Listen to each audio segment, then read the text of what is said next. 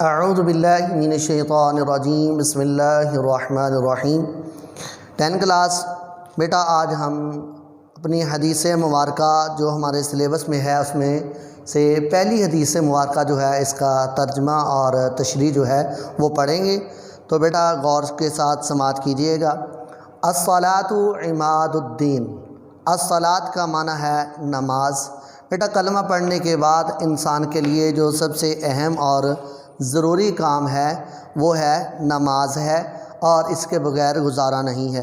الصلاۃ کا معنی ہے نماز، عماد کا معنی ہے ستون، اور اس کو پلر بھی بولا جاتا ہے۔ الصلاۃ نماز، عماد کا معنی ہم کریں گے ستون، الدین دین کا۔ تو اس کا کمپلیٹ جب ہم ترجمہ کریں گے، نماز دین کا ستون ہے۔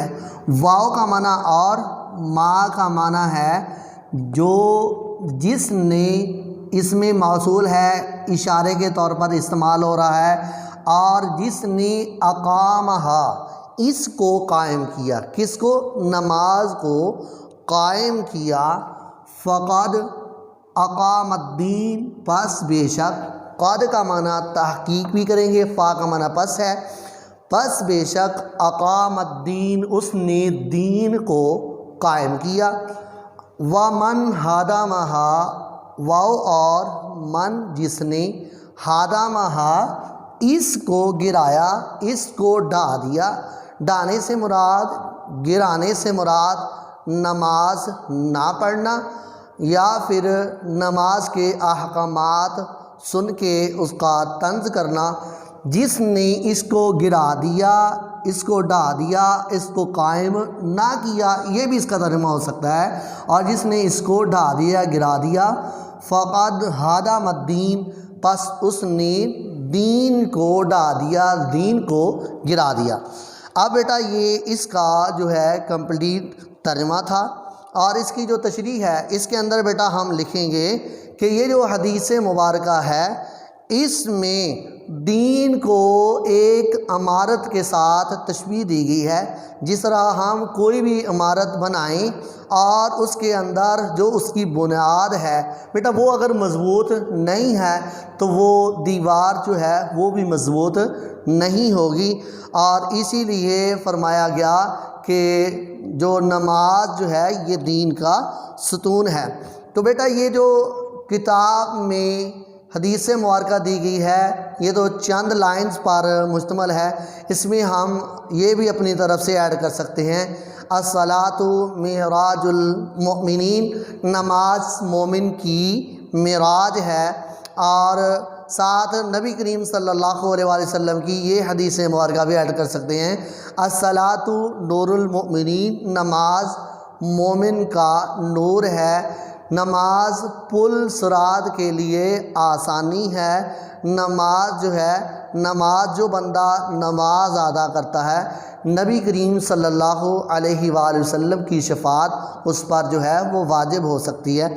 اور یہ حدیث مبارکہ کہ حضور صلی اللہ علیہ وآلہ وسلم ایک مرتبہ آپ صلی اللہ علیہ وآلہ وسلم سے پوچھا گیا کہ یا رسول اللہ صلی اللہ علیہ وآلہ وسلم قیامت کے دن آپ اپنے امتیوں کو کیسے پہچانیں گے؟ تو رسول اللہ صلی اللہ علیہ وآلہ وسلم نے فرمایا قیامت کے دن جب بندہ دنیا میں نماز پڑھے گا، نماز کے لیے وضو کرے گا، اور جب وہ وضو کرے گا، وضو کرنے سے اس کا چہرہ، ہاتھ، بازو، پاؤں جو ہے یہ بار بار دھونے کی وجہ سے قیامت کے دن اس کو یہ انعام ملے گا کہ یہ اعضاء جو ہے یہ نور سے چمکتے ہوں گے، اور رسول اللہ صلی اللہ علیہ وسلم نے فرمایا ان اعضاء کو دیکھ کر میں پہچان لوں گا یہ واقعی میرا امتی ہے۔ تو جو نماز نہ ادا کرے تو رسول اللہ صلی اللہ علیہ وسلم کی اس کے لیے وعید بھی ہے۔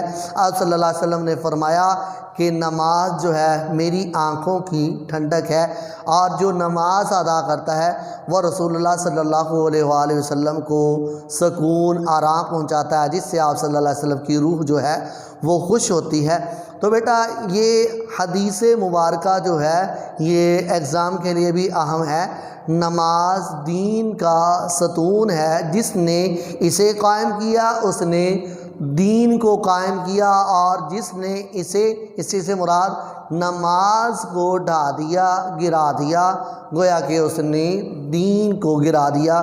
کلمہ پڑھنے کے بعد انسان کا پہلا حق جو ہے وہ یہ ہے کہ وہ نماز کی ادائیگی جو ہے وہ کرے، تاکہ اس کے ایمان کی گواہی، ایمان کی صداقت جو ہے وہ نماز ہی سے ہوتی ہے۔ جب مؤذن اذان پڑھتا ہے، حی علی الفلاح کی آواز دیتا ہے، اس پر جب بندہ لبیک کہتا ہے، گویا کہ وہ اس چیز کی صداقت، وہ اس چیز کی گواہی دیتا ہے کہ اے مالک تو نے مجھے پیدا کیا، اور اس بار میں تیرا شکر ادا کرنے کے لیے میں تیرے گھر میں 5 مرتبہ حاضری دوں گا۔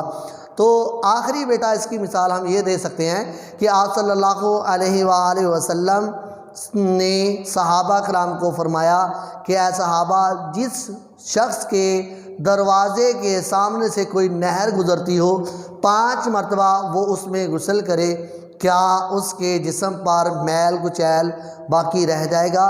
تو صحابہ کرام رضوان اللہ تعالی علیہم اجمعین نے آگے سے عرض کی، یا رسول اللہ صلی اللہ علیہ وسلم، واقعی اس کے جسم پر میل کچیل باقی نہیں رہے گا۔ تو آپ صلی اللہ علیہ وسلم نے فرمایا بس یہی مثال 5 نمازوں کی ہے۔ جو بندہ 5 وقت وضو کرتا ہے، 5 وقت نماز ادا کرتا ہے، اللہ تعالیٰ اس سے سارے گناہ جو ہے وہ معاف کر دیتا ہے۔ تو اس لیے ہمیں بھی چاہیے کہ ہم نماز کی پابندی کریں۔ تو تمام اسٹوڈنٹ جو ہے اس کو، حدیث کو زبانی ازبر کریں گے، اس کا ترجمہ بھی اور اس کی تشریح بھی۔